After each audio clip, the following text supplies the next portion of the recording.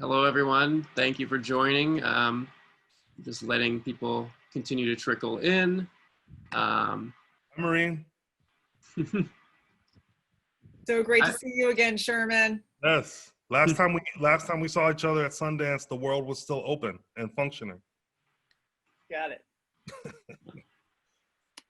So yeah, I want to thank you all for joining for today's Carla Kuhn Memorial Speaker Series event.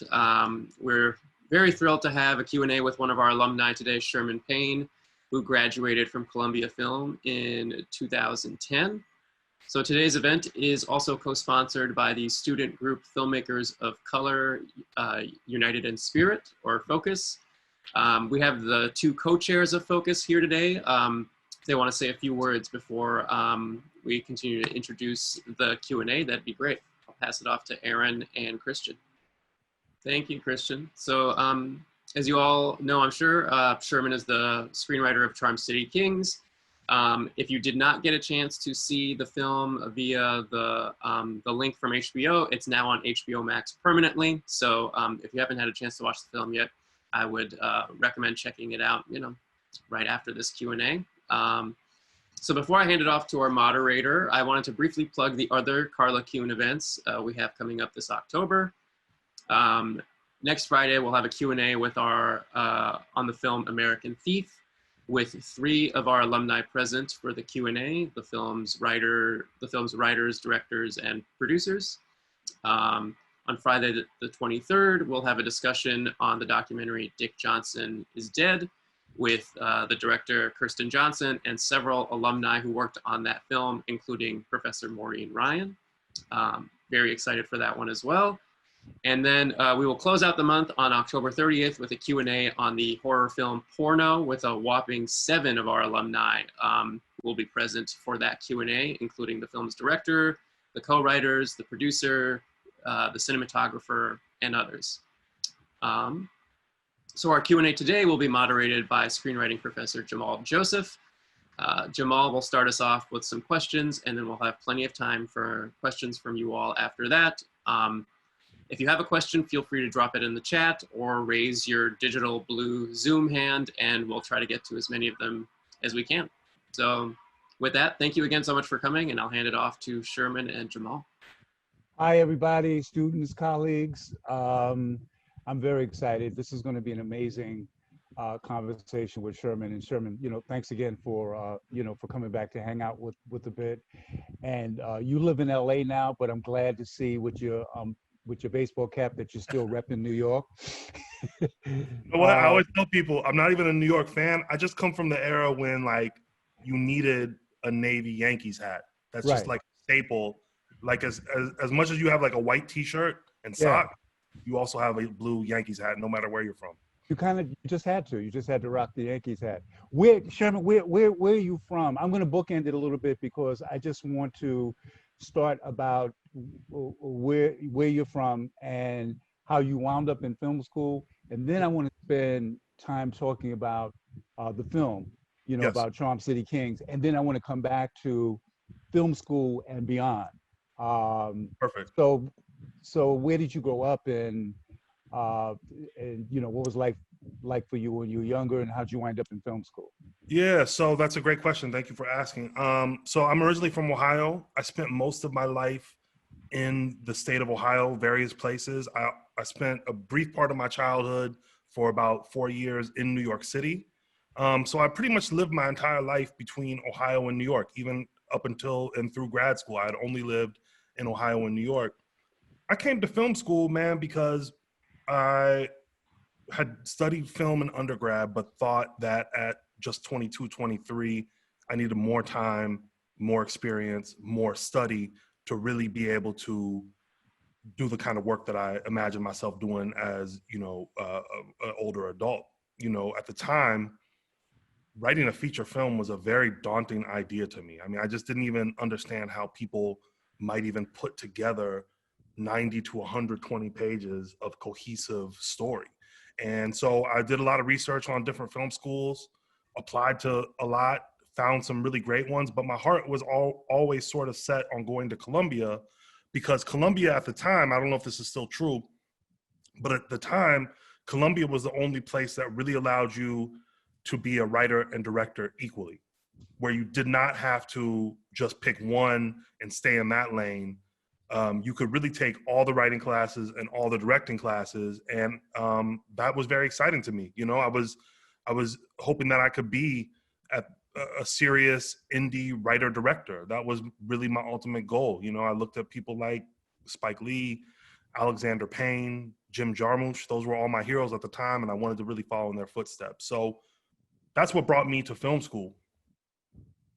What life experience did you bring with you? I mean, you know, grew up between two states, two cities that were intense. Was your voice formed in terms of the kind of stories that you wanted to tell? Because I'm going to come back as to how that informed your career. And what stuff did you experience growing up that you said, I want to be a storyteller in this fashion? Yeah, you know, that's also a good question. I mean, I love to tell Black stories. I mean, you know, I've had the opportunity, and we could talk about it a little later, I've had the opportunity to write on a wide variety of shows with primarily white cast, but I really, really love to tell Black stories. And I come from a very Afrocentric household, but that household was not always situated in Black communities. And I think that tension growing up of being in just a Black household, Black AF at home, and then going out into the world and experiencing, which I'm sure a lot of people on this call have experienced, you're experiencing probably right now at Columbia, going out into the world and being in largely white institutions. And so that has always informed my voice. You know, Jamal, you were my first screenwriting teacher, and you know that a lot of my early work was about that stuff. You know, a lot of my early work was about the clash of those cultures. The second thing is, you know, I came in when I was in my early 20s, and I was going from Ohio to my son yelling still. Hey, you guys, I'm on a call with Columbia University, Ivy League school. Okay, sorry about that. Trying to get a 6-year-old to be quiet during a Zoom call. But, you know, also I think at the time when I was making the transition from undergrad to grad school and from Ohio to New York, man, we had some wars going on. And George W. Bush was in office doing a lot of ill stuff, which now seems so quaint, but at the time really energized a lot of us. So I was also sort of bringing that political vibe to my work. I really wanted to write about political stuff, big social topics. That's a long rambling way of answering your question. In terms of life experience, you know, I think I had a really interesting life growing up. It's, you know, my dad is a classically trained musician. He was a professional opera singer when I was growing up. The arts were really important in our household, but he was also a dude from the hood in Cleveland. And we, again, dealing with that tension of like being a Black person existing in environments that we aren't normally in is something that comes not just from my experience, but also from my dad's experience too. So it's something we always were thinking about, something that was always on the forefront of my mind. And I think that sort of informs my voice in the stories that I wanted to tell as I enter grad school. That's great. That's so important. And students know that if they've been in workshop with me, if we talk, I want them to talk and remember where they came from, where those voices come from, use that, draw on it. A lot of times people just want to jump straight to, I watched all of these movies and I want to be a writer, I want to be a director. But the voice is all of that. It's what you've lived, it's what you observed, it's how you process. By the way, two of my favorite things and titles, your films, one was Cred, and the other is the best title of all time, your short that was called Swine, Liquor, and White Women, right? I couldn't even get past the title page for a while of that one. Yeah, I love that. That was an 8 to 12, and Yep. the homie Stuart Weinstock directed that. And again, that was very much about. It was a satire. If you can't tell by the title, it's a satire about two young Black men in this Ivy League or elite institution, and you know they were both interested in the same white woman, and they were talking about their experiences with her over a plate of swine and some liquor. And like those are like the three least righteous things you can do. That's right. If you're played a brother in the world. So it was a satire comedy. I really liked that one. That was fun. Yeah, great fun. So I want to talk about Charm City Kings. I kind of want to jump to the film, which was just blew me away. Just Thank you. absolutely blew me away on so many levels. And I want to talk about the film, your process, how you feel about it. Uh, let me start with how it came to you. How did this project form?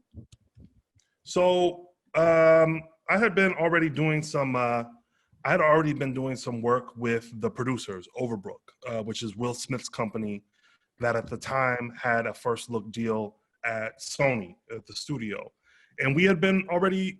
I had already been hired to write a script for them. It was one of my It was probably my second or third job ever as a professional screenwriter. And we were working really hard on this script. And like most things do in Hollywood, it just sort of never made it over the hump to actually get made.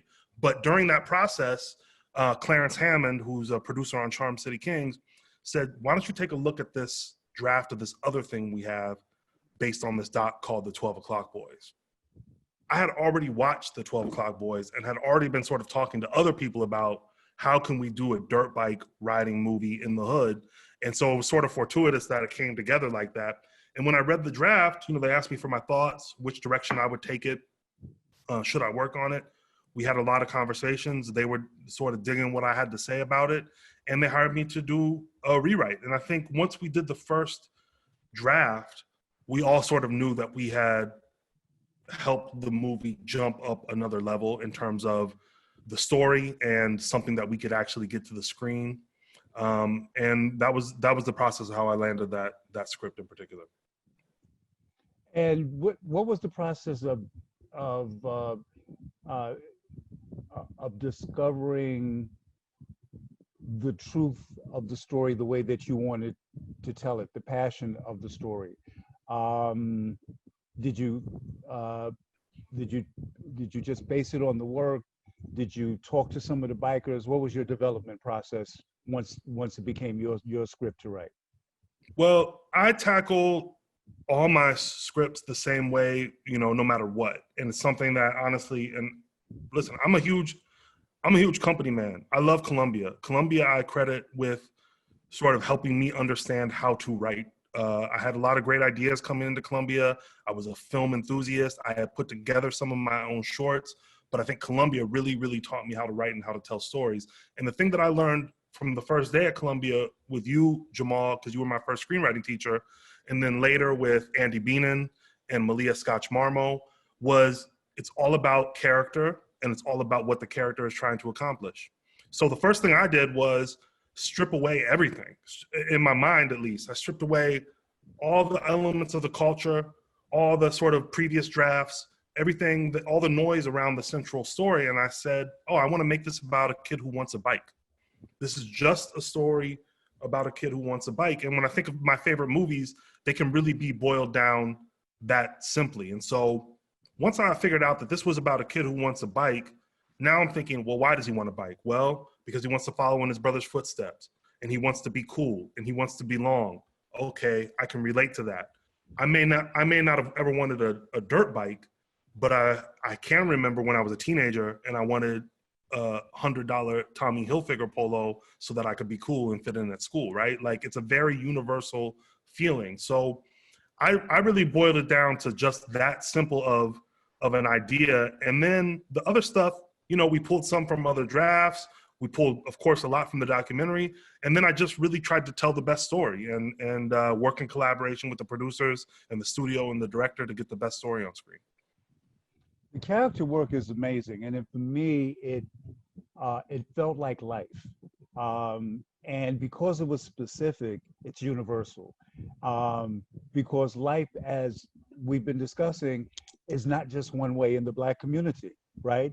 And so even in poorer part, right? So it is Black kids growing up in two worlds, or even when you're in the same household and the family is doing a little bit better, there still is the past and the realities of that family, right? Of course, yeah. But what you did with Baltimore, this poor section of Baltimore, would show us the layers even within that community. It's not just one way. It's not just tragic. It's not just everybody's trying to be a tough guy. It's not that, men are abandoning their children. Quite the opposite. It's a wonderful portrait of men who came from that same community trying to figure out a way that they could father / mentor, just doing all of those things. The specifics of that are kind of really, really amazing. So inside of those scenes that I had to watch again, between mother and son, between our young lead and the police officer that was trying to mentor him, and between that and Meek Mill and that other pull, what was it like, uncovering that and discovering that, their individual voices, because that's what kept us in the story. You could not take your eye off this kid, and your heart beat every time that every time he did something, whether it was right or wrong. Yeah, well, I think that was actually one of the real challenges of the story, and breaking the story, was figuring out how to make it believable and organic. That's like an overused phrase, but I think it fits here. Like that all these adults would care so much about this kid. And once I sort of unlocked the stories that I thought made sense for the adults to be involved in this kid's life so heavily, it became a lot easier for me to write those scenes and justify their actions throughout the script. So I was really trying to give every single character, again, I'm going to sound like a broken record, but it's about each character having their own objective and that objective making sense. It just so happened in this script that a lot of those supporting adult characters had an objective that had specifically to do with Mouse. And I think I hope it worked. I think sometimes that can be a hard thing to write, and it could sort of strain believability when everybody is so focused on one character, but I tried my hardest to give it motivation and to really make it make sense. The other thing you're touching on is I really did want this to be a humanizing film, and I think now more than ever, we need really layered portraits of young Black men and Black people in general. And I think that it's not about hiding the flaws of our community. Jamal, you do a lot of work in our community. We have some stuff that we have to get together on our own account. It's not just always external pressure that's causing these problems, but I did want to show the full range of what makes a person, behave like a real person. It's not just all positive. It's not just all upliftment. Kids make mistakes. People make mistakes and then they come back and they act as mentors. Like these are very real things. And I wanted to show sort of the full spectrum of that experience the best I could. Was the director involved early on? Was Angel involved early on? No, Angel came on sort of as we were finishing the drafts. I think that the way this project worked in particular is they had commissioned several drafts. Like most Hollywood movies, you guys might have noticed that there's a lot of story by credits, and those are people who had taken a crack at earlier drafts. And most Hollywood movies have sort of that chain of evidence throughout the drafting process. But I think we were starting off, we didn't know if it was going to work. There was no director involved because they had scripts that weren't yet greenlit, that didn't have any funding behind them, and they didn't know if they were going to make the movie. And so it took us a couple drafts of rewriting for us to go, okay, now we have something. Okay, now we can send this to the Sony execs, and they're going to, bring that bag for production. Now we can hire a director. So Angel came a little bit later, but he was around long enough that we got to do a couple polishes of the script to incorporate his vision. And I want to give props to Angel because I think he really elevated a lot of the movie. He's a great guy. As you can tell, he's really good with visuals. He's really good at sort of making the visuals match the emotionally evocative parts of the story. And that action sequence to me is like such an amazing portion of the film. You can write that as a writer, but what does action mean unless you have a director who can really knock it out of the park? So shout out to Angel. And what was it like? And what was it like when Angel came? Your kind of first meeting. Were you encouraged? Did it feel like that he would continue your vision? Did you have to adjust what you did once he came on and said, well, here's what I see now that I'm, the one that has to actually shoot the film? What was the chemistry and working with him like? And was there a note? I think specifically to our students, was there a note that you had to kind of make work that was a little bit different, and then you had to use your experience, take a breath, and just go like, let me make it work because I know what the film is about and I know what he wants, and here's how I can make both of those things work together. Yeah. So to both of those questions, the first part, Angel was dope. Angel was, we clicked as soon as we met. We met for lunch in Culver City. It was very informal. He had brought the script and written a whole bunch of notes, but we just talked. And I felt that he really wanted to make the script basically as written. Of course, he had notes. We added scenes, subtracted scenes. We changed stuff from day to night. We sort of rearranged some structure, but he really wanted to make the movie. He was really excited about the movie, which was really heartening for me as a writer, that he didn't want to come in and sort of do a page one redraft. He was really excited about what we had come up with, me and the producer. So Angel was great. I thought that he was going to do a great job. You know, he was a young director. He is a young director. He had one other movie before that was super low budget that he made himself in Puerto Rico, where he's from. And so this was a big, just like it was a big step up for me to do my first studio movie, it was a big step up for him to do his first studio movie as a director. But I thought he did a great job. In terms of the notes, yeah, man, there were tons of notes that were hard for me to make work. And that is part of the process. You know, that's part of the process of when you're doing a movie with a studio and you're not doing it by yourself or with close collaborators. You're always going to have notes from the producers. You're always going to have notes from the studio. There's going to be a lot of cooks in the kitchen. It's just the nature of that world. And there were tons of things. You know, I thought that this movie should always be about a boy who wants a bike. And if it was up to me, probably that would have been the mission for the entire second act going into the third. I think at some point we sort of bifurcated the character objective, because it wasn't just about a boy who wanted a bike. It was also about a boy who was trying to help hold down his household financially. That was a very, very tough change for me to make. I talked to the producers a lot about it. I said, I don't want to do it. I want to keep it about a boy who wants a bike. This is a totally different subject. Let's let the poverty play in the background and not make it part of the plot. But at the end of the day, I actually sort of liked what we came up with. I figured, you know, I think that we made a smooth transition for those two stories. That's like real writer nerd shit, right? Like really talking about real writer nerd, like the minute structure of where you're taking the plot. But it's important, right? If you guys, I'm assuming that most of you guys have some interest in writing. If you're not writers yourselves, you're going to be directors or producers who are going to be working closely with screenwriters. That's the stuff you get in. That's the stuff you have 2-hour conversations about. One scene that changes the whole course of the movie.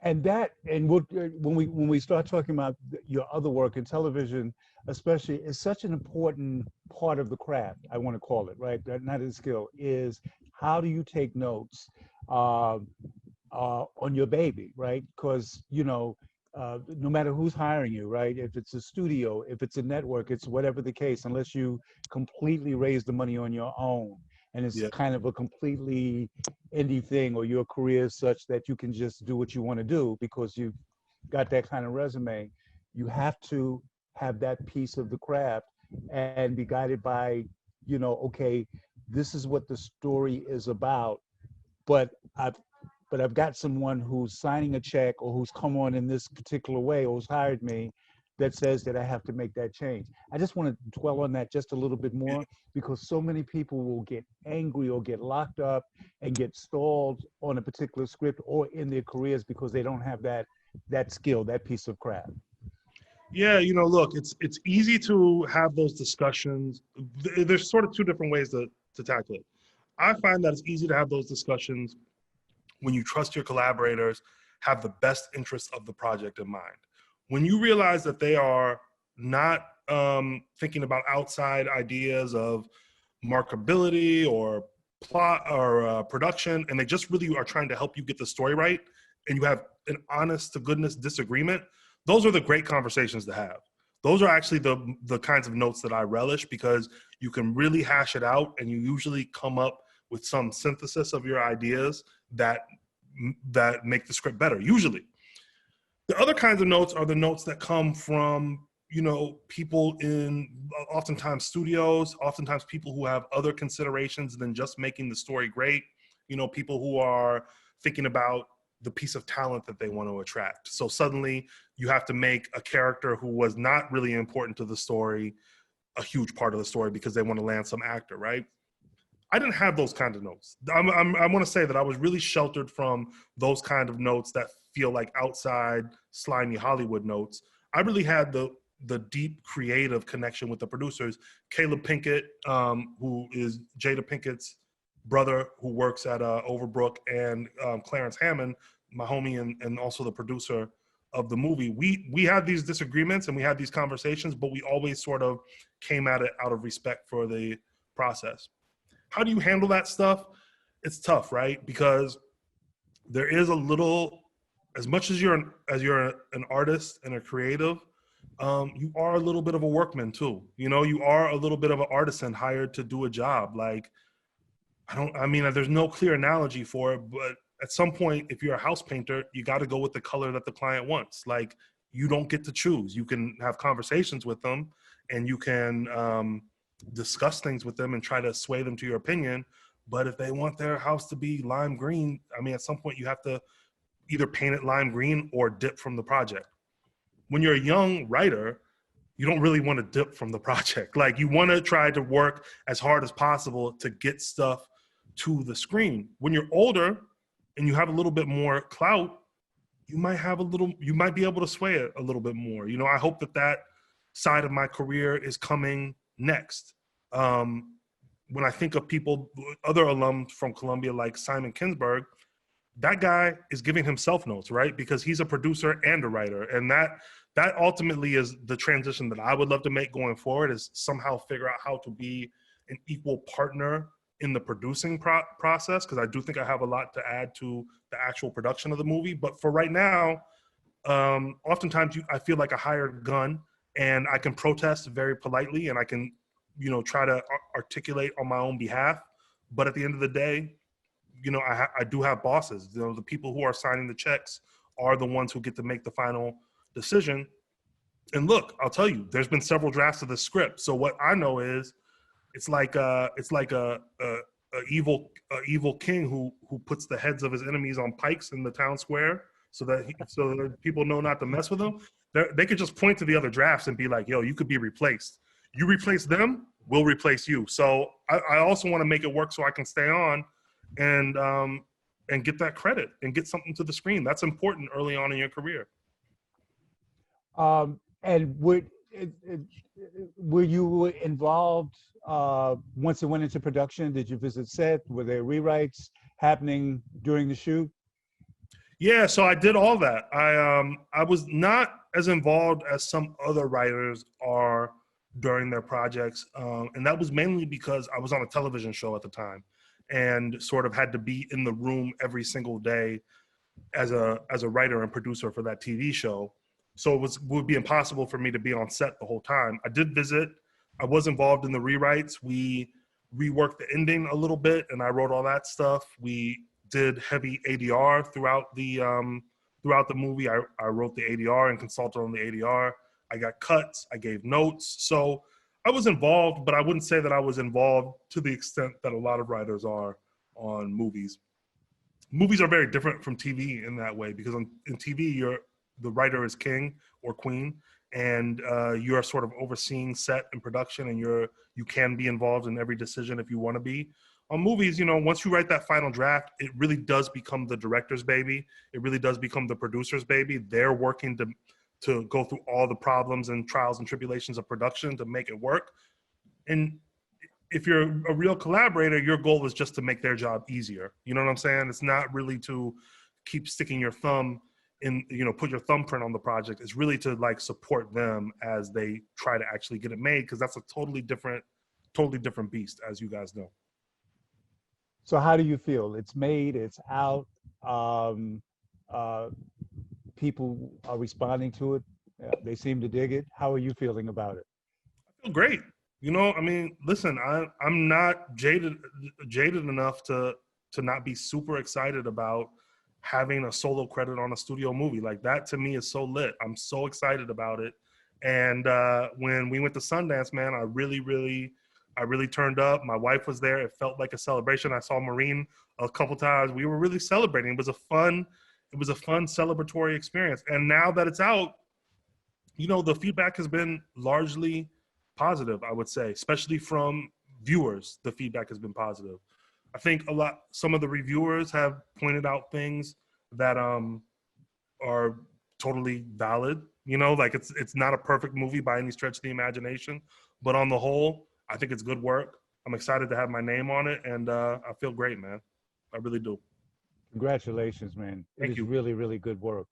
Thank you. I want to talk about your television career, and then we'll leave enough time on the back end for questions. But I promised that it was going to be a bit of a bookend. Yeah. So I want to go back to film school. So you leave Columbia with a diploma and with a portfolio. Yes. And how does one, you know, Sherman Payne wind up in, you know, some of the best writers' rooms on television? Well, listen, I want to actually back up before I got that diploma in hand. I want to back up and tell this anecdote, which I tell a lot. Do you guys still need, if you're graduating as a screenwriter, do you still need 2 feature scripts or 2 substantial scripts to graduate? Is that still what you need? Yeah, it's either 2 feature scripts or now, Sherman, and we're excited how the program has evolved up from the time when you left. It could be a feature script and 2 television scripts.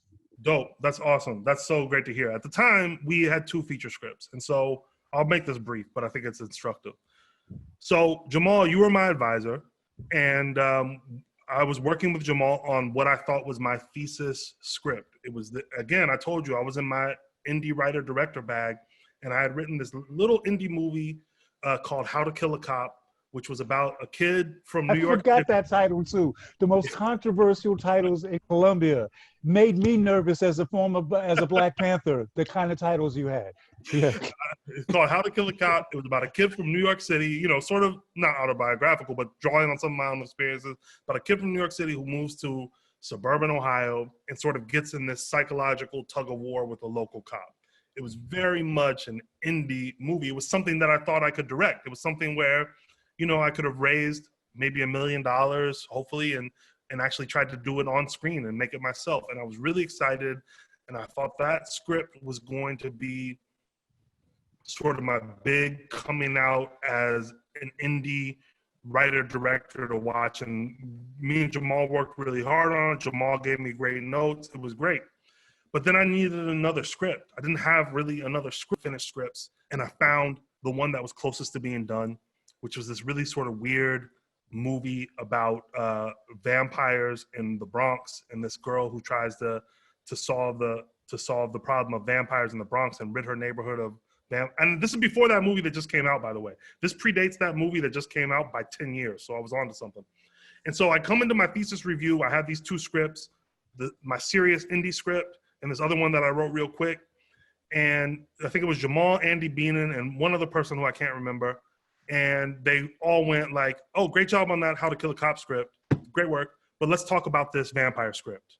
And then we spent the whole time of my thesis review talking about the vampire script and also them sort of telling me, hey, this could have some real commercial legs, which I didn't really know what meant at the time, but they really were encouraging, as Jamal has always been, and Andy as well. And they said, you have something here that could really work. So I started sending that script around to contacts and some people that I knew within the industry. And I got a manager off of that. I got a manager off of that script. And it's sort of been one small step after another to eventually get to where I am today. Wrote that script. I wrote a new spec script with my manager. That got me an agent. I also sold that script. It was never made. It was a feature script. But that got me my next job and my next job and my next job. And then that vampire script kept doing work for me because MTV got it and they loved it. And they had this show called Teen Wolf at the time. And they sort of thought the fun vampire script sort of met with the Teen Wolf thing. And they were trying to bring me in on Teen Wolf. That never worked out, but I eventually got my first TV staffing job on this show on MTV called Scream. And since then, I have not stopped working on television, and just finished a season as a co-producer and writer on the TV show Shameless on Showtime. Thank you. We're very proud. Give us a couple of, before we open it up, a Yeah. couple of insights about working in television, right? Yeah. Some, some things, probably some winning moments, but maybe even some moments that knocked you down and you were able to take a breath and learn from it and keep on moving. Yeah, I think, listen, it's a very difficult transition to go from grad school where you're writing whatever you want, right? Like, how many times in grad school have you read somebody's super autobiographical, small movie about them as a child, whatever the case may be, something that seems small and like, who's ever going to make this? But you support them because they're your colleague and you give them good notes and you help them get that script to be whatever the best version of it is. When you go from grad school to trying to work in the industry, you can't those things won't really be made. Those things won't necessarily ring bells for you if you're trying to be a writer for hire. So you have to start to sort of twist this idea that you can just write whatever you want and whatever's personal and important to you. And I'm not shitting on that stuff because I love those movies and I'm a huge art nerd and it's all good. But when you want to start sort of making money and really entering Hollywood in the studio world, you got to sort of twist your mind that like, okay, I can't just write the little indie movie about the kid from New York who goes in a psychological battle with the cop in Ohio. I got to do a big vampire movie. I got to do something different. So it's hard. That's a very hard transition to make. Going from writing whatever the hell you want to writing stuff that is going to be commercial and open people's eyes. Similarly, when you get in a writer's room on television, you're not writing for yourself at all. You're writing for the showrunner. Unless you sell a show and they promote you automatically to showrunner, it's not really your episode. It's not really your writing. You are doing work on behalf of the showrunner. You are essentially there as a talented craftsman to write this script because the showrunner is just too busy to do it. If the showrunner had the capability, and you see this a lot in television these days, and especially from like the BBC and stuff, some showrunners write every episode, or they'll write 8 out of 10 episodes. You're really there to service the showrunner.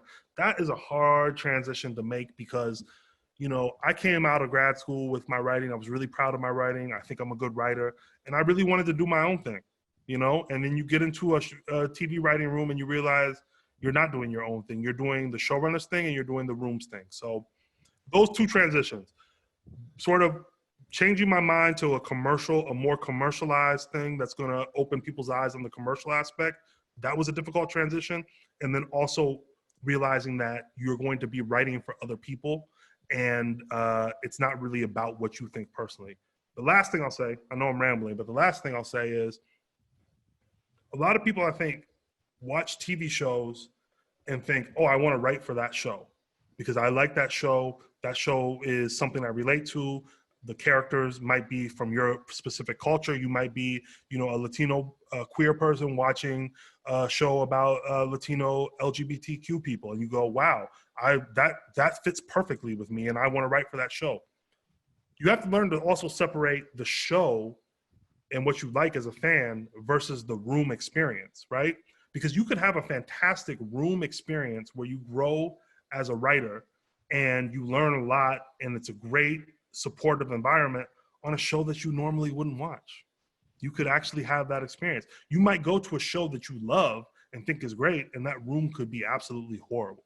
So that was also another thing is like, what can you get out of the experience of being a working television writer as opposed to just loving the show and thinking that you get props for being on a cool show. That was fantastic.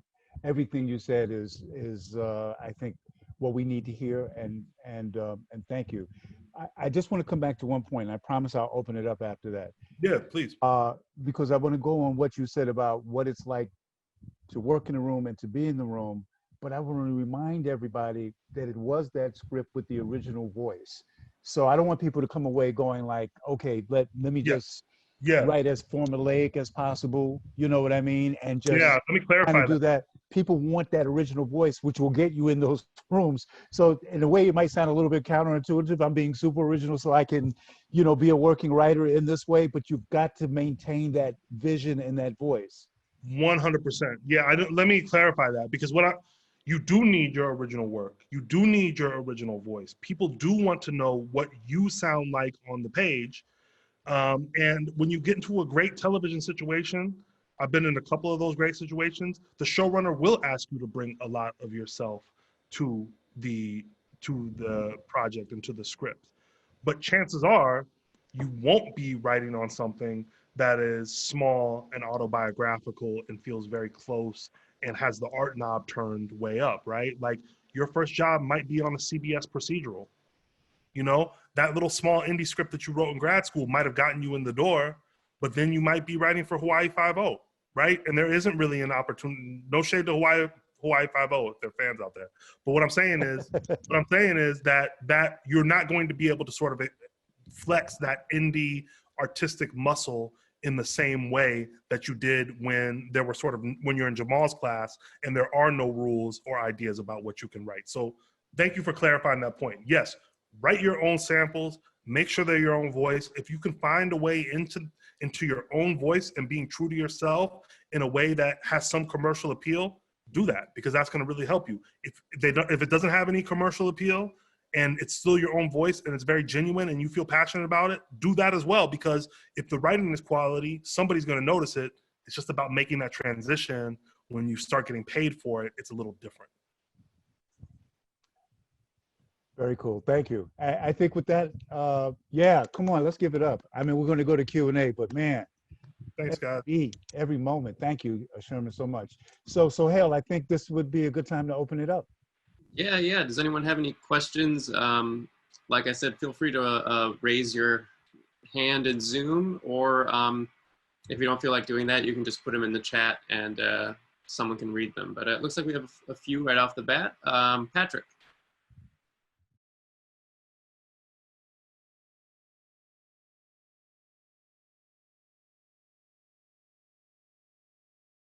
Yeah, it was more the latter, honestly. I mean, I think that if you're familiar with the doc is great. I really love it. I was a fan of it before this project came to me. But I don't think there really is the sort of plot within the documentary that lends itself clearly to a feature film. And there's some documentaries like that where you can just sort of take the story that's in the documentary and put it into a feature film, and it's going to be a really easy transition. This was more an homage to the world, to some of the characters. We referenced some of the we changed all the names, but we referenced some of the characters. We referenced some of the setups. There is a portion in the documentary about a stolen bike, and we have a portion in the movie about a stolen bike, but it was really just the world as sort of a basis for inspiration. And, they had already, like I said, they had already gone through a lot of drafts. So it had already sort of been refined in the idea of like, what do they want to keep and what do they want to jettison when it came to me.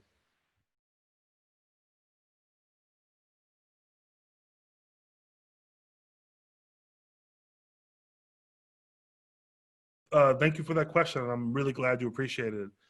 Well, the two things. There are two aspects that contribute to it. The first is, any of you who have a large group of Black friends, and I'm sure this is in other cultures too, so I don't want to exclude other cultures, but I'm speaking for myself. We are constantly capping on each other. It's nonstop. Like when I think about my friends in college, we had hours where we just literally were making fun of each other. I mean, just that was the activity for the night. So I wanted to get that vibe in because I think that's a real form of camaraderie that I've always appreciated about the Black community. With that said, we sort of did wonder what level of banter to put in the movie. We didn't really know how to portray these kids. It's a very, very tricky time when you're talking about 7th, 8th grade, because a lot of 7th, 8th, and 7th graders are still like little kids, and a lot of 7th graders are like grown beyond their years. It's a very pivotal time in development. So you know what I did? I went and I watched the movie that had come out when I was working on it, this movie called It. I don't know if you guys saw it. Whatever, regardless of what you think about the movie, the way those kids interacted, when I watched that movie, I said, oh, I have to do my version of that banter. And so watching it, I always watch other movies for reference and inspiration. Watching it and watching how those kids dealt with each other in a completely different culture and a completely different type of movie really unlocks something for me about the dialogue and the way that they interacted. Yeah, I'm not with like just the poverty porn. Like, I don't think, shout out to Precious if you guys like that movie, but that movie doesn't ring true to me at all. It's too hardcore. It does not capture the joy and the liveliness of what it is to be Black in America. So I wanted to get that aspect too. So I'm really, really glad you appreciated it.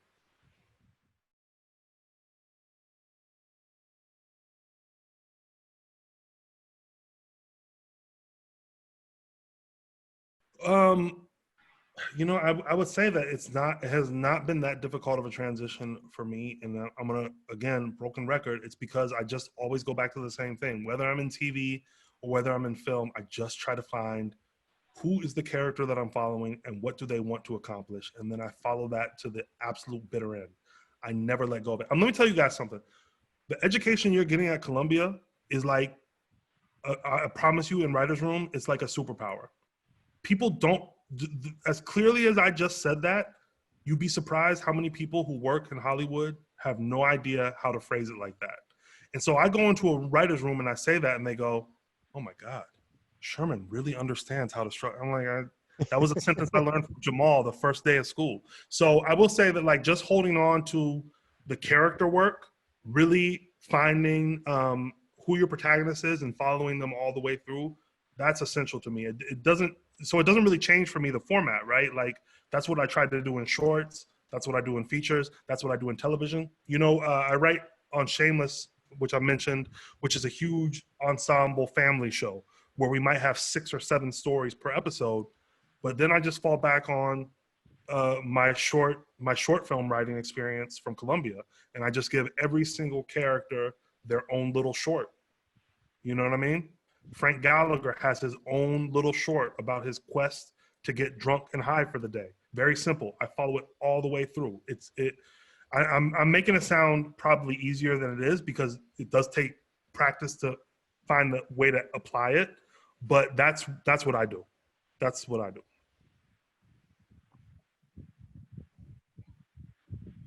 Yeah, Maureen has a question. Yeah, Sherman, we've talked about this before, but I just thought with the group on, it might be helpful. Your thesis film is one of my favorites. And I know Jamal and I were on a jury that year for Cuff, and we fought like hell to get it on jury selects or jury honors, and we missed by one. I've told you this before. Very frustrating. Thank God, just so you know, Sherman, they never allow now the professors to actually make those decisions anymore. So now it's outside jurors. So that won't ever happen again. But yeah. I was incredibly frustrated at that. There's only so many awards. There's only so many opportunities for that. But you took it in stride and you just kind of kept going. And it's not surprising at all of your success and all of your artistic achievement. Could you just kind of give a larger perspective perhaps to the students who are currently in the program, and it can kind of feel like the biggest deal in the world, and just how you were able to deal with that, and just any thoughts that might resonate? That's a really, really great question, and I'm glad to talk about it. It's tough. First of all, I'm sympathetic, right? Because when you're at a great grad school program like Columbia and you're spending all this money and time and effort, it can sometimes be very difficult. I mean, I spent all of my time in Dodge Hall. I spent all of my time with other Columbia students. I mean, it was really my whole life for several years. It can be hard to like sort of take a step back and look at the bigger picture. But I promise everybody there is a bigger picture that has nothing to do with the Columbia Film Festival. It has nothing to do with the awards there. There is a bigger picture that has nothing to do with festival awards at all or any kind of accolades, because it really is about the work. It really is about maintaining focus on your own work and trying to get better project after project. You know, you guys are gonna have Gina on to talk to you guys in a couple weeks, right? My boy, shameless plug, my boy Shakri and I started a podcast called The Diversity Hire. Shakri is also a graduate from Columbia. And we had Gina on there. And one of the things Gina said is like, your plan for your career can't be to win Sundance. If your plan for your career is to win Sundance, only one person gets to do that a year, guys. Like, that can't be the plan for your career. You have to really, really have faith in yourself and dive into the work and write one script. And if that script doesn't catch on, write another script. If that, and be prolific and really keep working at it. I remember, just to big myself up, on the day that I had my Columbia thesis review with Jamal, and I had 2 scripts already, I handed Jamal another script. Right. I handed him another script. After the thesis review, I said, Jamal, check this out. So it's like, keep it coming, man. If one script doesn't catch on, it doesn't win, you don't win faculty honors, you're not in LA, one short doesn't catch on, make the next short. Make the next short. You will get better. Really pour yourself into your work and hustle. Hustle. Don't wait for it to come. Don't wait for it to come to you. Don't wait for Columbia to hand you some award that you think is going to unlock your career, because it won't unlock your career. The only way that you can unlock your career is by hustling, being relentless, passing your scripts on, keep building a community, asking people for advice, asking people for tips on who you should talk to, and just keep the wheels turning at all times. Great. We have a question in the chat, Sherman. One of our students wonders, how do you adopt a character's voice when you aren't the person who created that character? Oh, that's a good question. I think character voice is really, I'm not saying something you guys don't know. I think character voice is one of the most important aspects of writing a script. They say that you should be able to tell what character is speaking without ever seeing the name on the script. Like, if you hear the line, it's got to be, you can tell that it's specifically from that character. It's funny enough that you guys might know that Barry Jenkins, the god of Black cinema, wrote a draft of this script. And one of his major contributions, which he was talking about last night on Twitter, is this character, Swear to God. And when he wrote Swear to God's conceit was he just said swear to God all the time. He'd just be like, yo, there's a good looking girl down the street, swear to God. And so finding little things like that to hold on to is really helpful for me. It might sound corny, but like, if I'm writing, 2 young white men in a scene, one guy will say dude and one guy will say bro, and never shall the 2 ever meet. And it's just like little stuff like that helps me to keep the character voices separately. On a much deeper level, I think about who these characters are. What are they bringing to the table? What is their background? What is their educational level? What is their economic level? Are they immigrants? Are their parents immigrants? Are their grandparents immigrants, right? And sort of pulling from all the people I know and trying to mentally catalog, how do those people talk? What's the cadence of their voice? What things do they express verbally and what things do they keep inside? So, I knew that, for example, in Charm City Kings, that I wanted the character Lamont to be very harsh, very direct and straightforward, but I also wanted him to be quiet. So when he spoke, it was like a dog barking, letting you know, don't come near me. But otherwise, he was chill. I knew that I wanted Swear to God to be sort of the Greek chorus, always talking, always yapping, always letting us know where we want emotional. And I knew that I wanted Mouse to be somewhere in between. I wanted him to be pensive, but I also wanted him to talk shit. So sort of, that's a very rambling way to answer your question, but I hope I got to it. Yeah. Oh yeah, for sure. While we're waiting for some more questions, I have one, Sherman. I'm curious about the influence of The Wire on the film in the writing. There's obviously, it's set in Baltimore, and there's an explicit reference to The Wire with the T-shirt. Can you talk a little bit about the film's relationship to that show? For me, there was not much. And I'll say that the season 4 of The Wire is my favorite piece of writing on screen ever. It's like a great novel. I love season 4 of The Wire. I watch it like every 18 months, and I'm always happy that I did.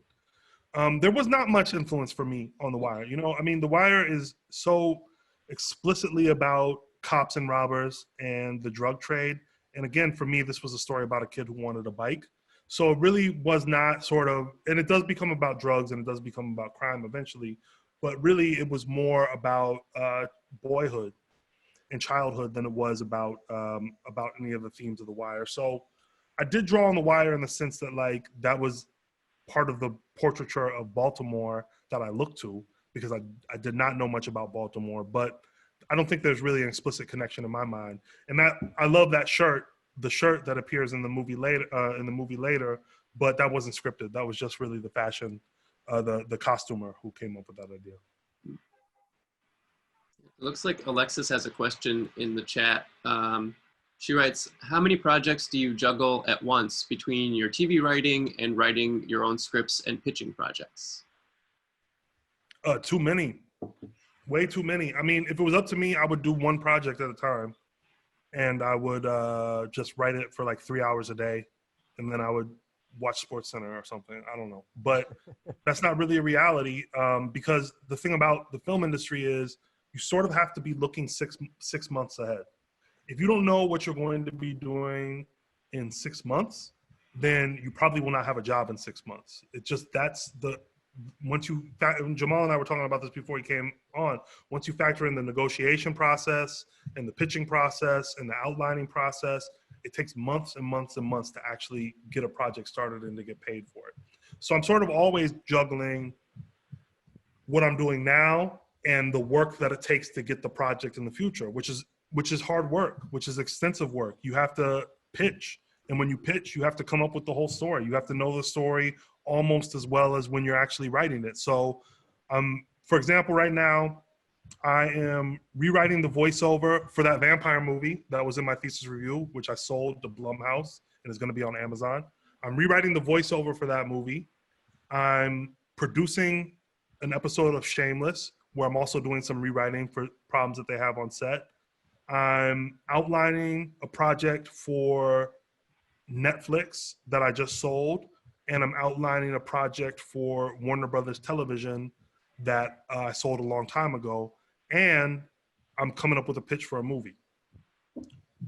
So that, and I honestly don't think, and that I don't think I'm that busy compared to other working writers. I think that's sort of the maybe people have one or two projects less or one or two projects more, but you're sort of always keeping multiple balls in the air, because I'm looking at the calendar, and in Hollywood, in LA, the year ends at Thanksgiving. Nobody's buying anything between Thanksgiving and New Year's. Nobody's setting up, people are just like, go home. Like they can't wait to be done with it. So I'm looking, it's like October, I got to get something on the books by mid-November if I want to have something come January, February of 2021. Any other questions from students and faculty in the audience? So Sherman, do you have, listen, I want to thank you again for doing this. Thank you for your work and for this conversation. But this was more than a conversational Q&A. This was a masterclass, Professor. I want to add Professor Payne and just put that out there for you in the future. You know what I mean? This was great. Thank you so much. You have any? Yeah, before we do this final round of applause, any closing thoughts for us? No, guys, I really appreciate it. Again, you know, I want to urge all of you guys to keep working, pour yourself into the work. That's ultimately what's going to get you where you want to be, your own work. And Columbia can provide you tools, man. You know, you don't have to take them all. Some you put in your toolbox, some you leave in the hallowed halls of Dodge Hall. But, you know, take the tools that you get there, put it into the work, and just always write and direct from your heart, and keep doing the work, and you guys will all be good. Thank you. Thanks so much, Sherman. Sherman Payne, y'all. Sherman Payne. Thank you. Thank you. Bye, Appreciate y'all. you, brother. And we'll talk soon. Yes, absolutely. Bye-bye. Okay. Thanks, Sherman. Thank you all so much. Thank you.